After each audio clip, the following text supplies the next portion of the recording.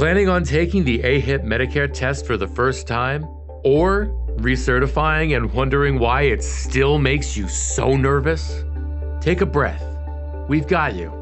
Today, we're sharing a few simple tips to help you pass AHIP without the stress spiral. First things first. Yes, you actually have to study. And no, sleeping next to your laptop unfortunately doesn't count. The training modules and practice quizzes are your best friends, so go through them at least once and try not to rush, because many of the questions may show up on the final exam. The good news? AHIP is open book, which means the notes are your ace up your sleeve. Take notes as you go, especially for tricky, brain-twisting topics, and keep them handy. Bonus points if you keep them in a Word document, so you can use Control F during the test. Just remember, open book doesn't mean zero prep. You'll want to confirm answers, not search for every single one.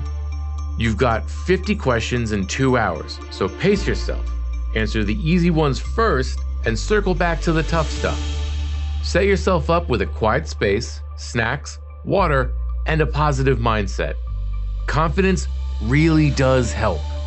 And if you don't pass on the first try, it's okay. Most agents say AHIP gets easier once it clicks.